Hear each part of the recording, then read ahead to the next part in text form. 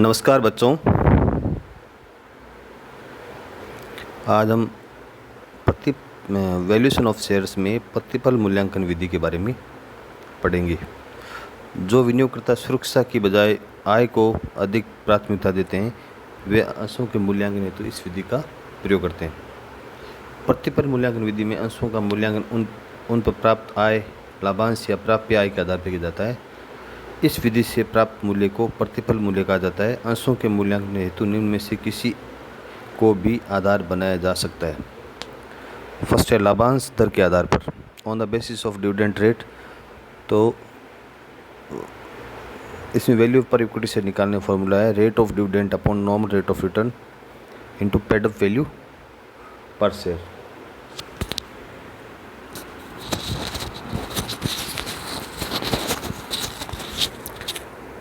अब देखिए, rate of dividend निकालने का फॉर्मूला है amount of dividend upon total paid up capital into 100। Next formula है, अब जो रेट ऑफ डिविडेंड है, लाभांश की राशि, जो अमाउंट ऑफ डिविडेंड है, जो अमाउंट ऑफ डिविडेंड निकालने में जो इस फॉर्मूले में यूज़ आ रहा है अमाउंट ऑफ डिविडेंड, उसको निकालने का फॉर्मूला है प्रॉफिट गिवन है आपको, उसमें से डेप्रीसिएशन लेस करेंगे, इंटरेस्ट ऑन डिबेंचर लेस करेंगे, इनकम टैक्स लेस कर देंगे, तुम्हारा करंट ईयर प्रॉफिट आ जाएगा। इसमें से transfer to general if any कोई हो तो लेस कर देंगे, डिविडेंड फॉर प्रेफरेंस शेयर्स को लेस कर देंगे, तो ये डिविडेंड बढ़ जाएगा फॉर इक्विटी शेयर होल्डर्स। अब सेकंड है लाभांश सामान्य प्रत्याय दर। सामान्य प्रत्याय दर का मतलब है नॉर्मल रेट ऑफ रिटर्न, यानी उसी उद्योग या उसी व्यवसाय में कंपनी की अर्जित आय, यानी उसी प्रकार के उद्योगों या कंपनियों में जो उस प्रकार बिजनेस करती है उनमें जो अर्जित आय की दर है वो हमारी सामान्य प्रत्याय की दर कहलाएगी। निम्न परिस्थितियों में समायोजन किए जाते हैं। अगर जो निम्न कंडीशंस हैं उसमें हम समायोजन भी करते हैं, जैसे कंपनी के अंशों के हस्तांतरण प्रतिबंध हो। ऐसी कंपनी है जिसके अंशों के हस्तांतरण पर प्रतिबंध हो तो नॉर्मल रेट ऑफ रिटर्न में % की वृद्धि कर देंगे। सेकेंड कंडीशन है कंपनी के अंशतः प्रदत्त हो, यानी जो पेड अप वैल्यू है वो कम हो, यानी अंशतः प्रदत्त हो तो NRR में % की वृद्धि कर देंगे। फिर सी पॉइंट है कंपनी के अंशों पर लाभांश की दर स्थायी पर उसी उद्योग में लाभांश दर परिवर्तनशील हो तो NRR में % की कमी। तो लाभांश की दर जो कंपनी में तो स्थिर है, फिक्स कर रखी है, और उसी प्रकार के अन्य जो कंपनीज है या उद्योग है उनमें लाभांश की दर परिवर्तनशील है तो हम लाभांश में % की कमी कर देंगे। और इसके विपरीत, यानी लाभांश की दर कंपनी के परिवर्तनशील हो और उद्योगों में फिक्स हो तो हम % की वृद्धि कर देंगे। फिर डी पॉइंट है हमारा, यदि उद्योगों की तुलना में एसेट्स बैकिंग कम हो तो NRR में % की वृद्धि। एसेट्स बैकिंग का मतलब है पर एसेट्स पर शेयर एसेट्स कितनी है, यानी एक शेयर के पीछे कितनी एसेट्स आती है। तो एसेट्स बैकिंग अगर कम है तो NRR में % की वृद्धि कर देंगे, और एसेट्स बैकिंग ज़्यादा है तो % की कमी कर देंगे। ई पॉइंट हमारा है कंपनी प्रॉफिट अधिक रिटेन करती है और लाभांश कम बांटती है, यानी जो प्रॉफिट कंपनी ज़्यादा रखती है और डिविडेंड कम बांटती है तो NRR में % की कमी कर देंगे। और यदि प्रॉफिट कम रिटेन करती है और डिविडेंड अधिक बांटती है तो % की वृद्धि कर देंगे। फिर अंश, सेकंड पॉइंट है हमारा अंश पूंजी पर आशान्वित प्रत्याय की दर के आधार पर, on the basis of expected rate of return on share capital. तो वैल्यू ऑफ इक्विटी शेयर्स का फॉर्मूला इसमें आएगा expected rate of return upon normal rate of return, expected rate of return upon normal rate of return into paid up value per share. तो expected rate of return का formula है profit available for equity shareholders upon paid up equity share capital into 100। अब profit available for equity share holders का निकालने के लिए क्या करेंगे, जो अभी हमने पिछले इसमें निकाला था, यही काम आएगा।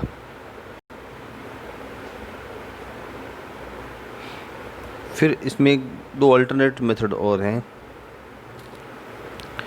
फर्स्ट अल्टरनेटिव मेथड है वैल्यू पर इक्विटी शेयर निकालने का फॉर्मूला है earning per share into price earning ratio, और अर्निंग पर शेयर का फॉर्मूला है profit available for equity shareholders upon number of equity shares, और प्राइस अर्निंग रेशियो का है 100 अपॉन NRR।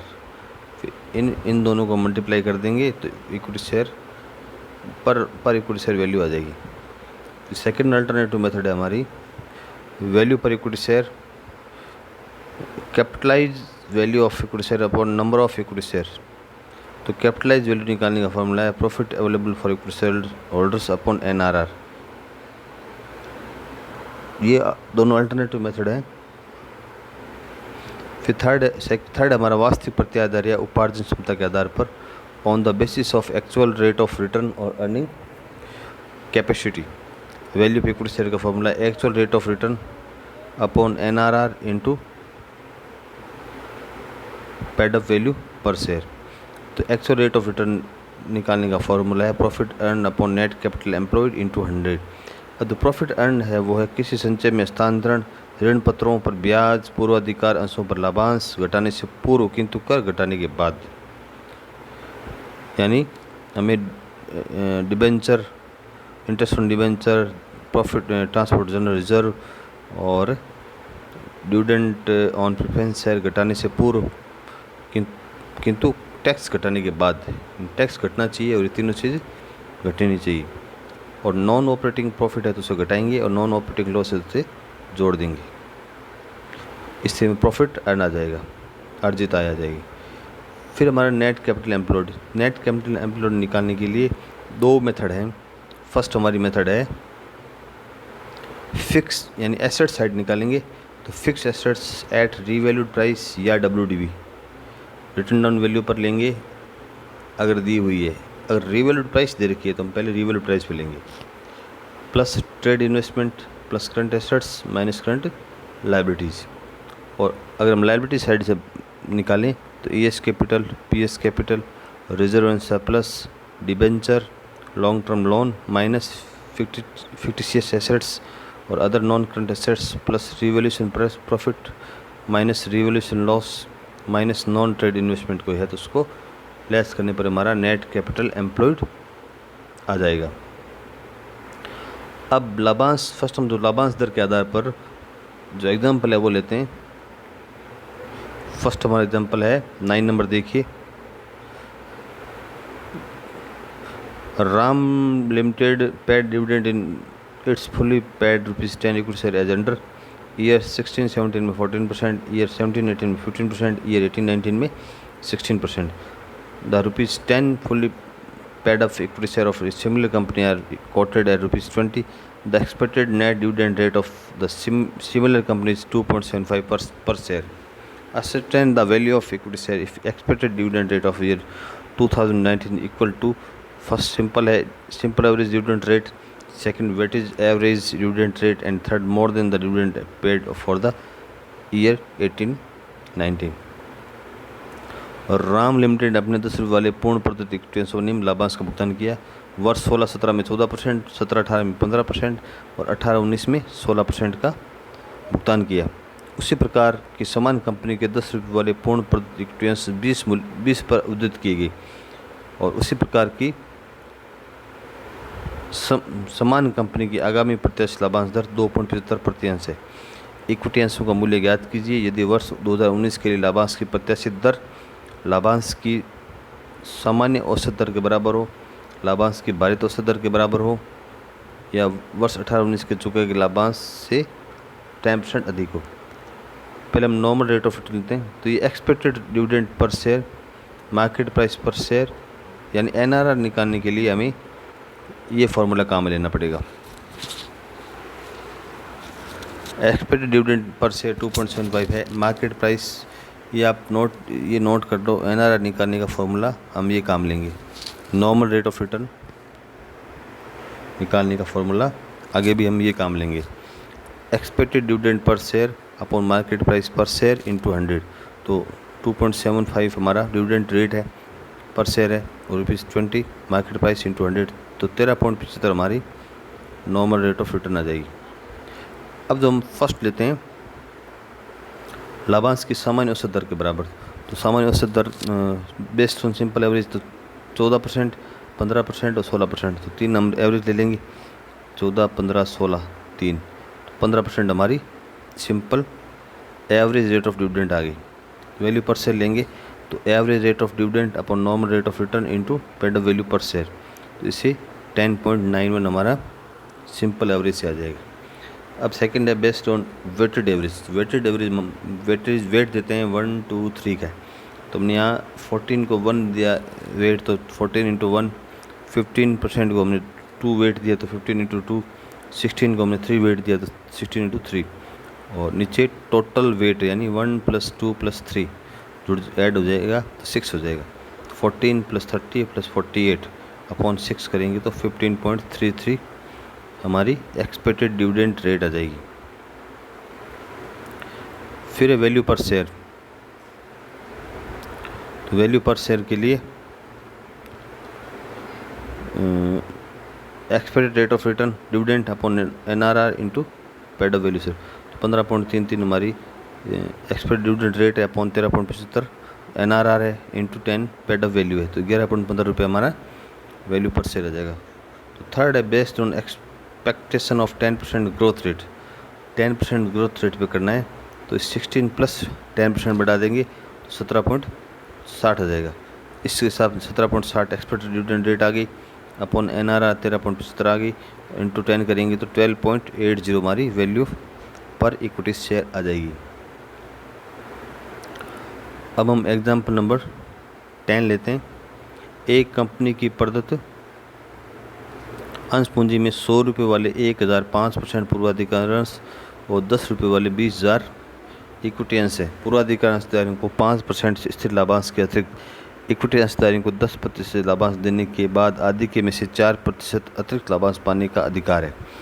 यानी पूर्वाधिकार अंशधारियों को 5% लेने के बाद फिर हम इक्विटी शेयर होल्डर्स को देंगे, और उसके बाद भी बचता है तो उन्हें अतिरिक्त आदि के में से 4% पाने का अधिकार है और शेष लाभ इक्विटी अंशधारियों के लिए बच जाएगा।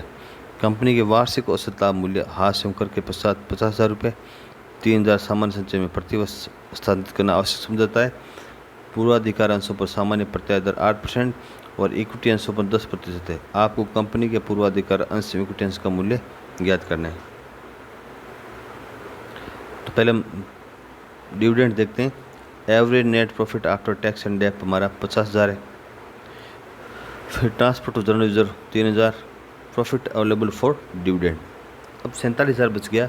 47,000 में पहले हम सबसे पहले प्रेफरेंस शेयर होल्डर को देंगे, 5% दे दिया प्रेफरेंस शेयर कैपिटल पर 5%, तो प्रेफरेंस शेयर कैपिटल है 100 रुपये वाले 1,000 5% पूर्वाधिकार यानी 1 लाख का 5%, तो 1 लाख का 5% हमारा हो गया 5,000 रुपये इसको मिल जाएंगे। फिर इक्विटी शेयर डिविडेंड इनको 10% देंगे हम, तो इक्विटी शेयर डिविडेंड का इसने 10% का बोला है देंगे, तो इसकी इक्विटी शेयर कैपिटल हमारी है 10 रुपये वाले 20,000, तो 2 लाख रुपये हो गए। 2 लाख का 10% 2,000 रुपये, तो इसको हम 2 लाख का 10% 20,000 रुपये, 1% 2,000 था। 2 लाख का 10% 20,000 रुपये, फिर 22,000 बच गया प्रॉफिट। इस 22,000 में से अब फिर प्रेफरेंस शेयर होल्डर्स को 4% एक्स्ट्रा मिलेगा, तो यानी उसकी कैपिटल थी 1 लाख, 1 लाख का 4% 4,000 एक्स्ट्रा। इक्विटी शेयर डिविडेंड हमारा 18,000 बच गया। ये किसको मिलेगा? इक्विटी शेयर होल्डर्स को मिल जाएगा। टोटल प्रेफरेंस शेयर डिविडेंड 5,000 ये और 4,000 ये मिला के 9,000 हो गया। The rate of dividend of preference share capital, amount of dividend upon total paid of share capital into 100, तो 9,000 अपॉन 1 लाख इसकी शेयर कैपिटल है इंटू 100 करेंगे तो 9% आ जाएगा। अब वैल्यू पर प्रेफरेंस शेयर निकालते हैं। रेट ऑफ डिविडेंड 9, NRR हमारी 8 दे रखी इंटू 100 करेंगे तो 112 रुपये 50 पैसे इसकी वैल्यू आ जाएगी। इस प्रकार हम इक्विटी शेयर निकालते हैं। तो इक्विटी शेयर में एक तो 20,000 ये और 18,000 ये मिल जाएंगे उनको। 20 और 18,000 रुपये, 38,000 इसकी डिविडेंड मिला है। तो टोटल अमाउंट ऑफ हम रेट ऑफ डिविडेंड निकालते हैं। टोटल अमाउंट ऑफ डिविडेंड हमारी 38,000 है। Paid up share capital 2 lakh है, इंटू 100 तो 19% रेट ऑफ डिविडेंड आ गई। तो हम फॉर्मूले में फिट करेंगे तो रेट ऑफ डिविडेंड 19 आ जाएगा। नॉर्मल रेट ऑफ रिटर्न 10 है।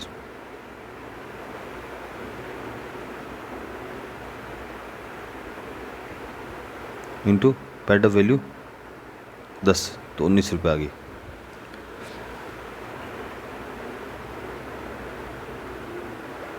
इसमें जो NRR है जो दोनों में अलग अलग दे रखी है, जैसे पूर्वाधिक अंशों पर 8% है और इक्विटी शेयर पर 10 रुपये। तो इन फॉर्मूले में NRR दोनों में अलग अलग लेंगे। जैसे इसमें हमने 8 लिए, इसमें 8 लिए हमने NRR, इसमें हम 10 लेंगे क्योंकि क्वेश्चन में आपको अलग अलग गिवन है। धन्यवाद।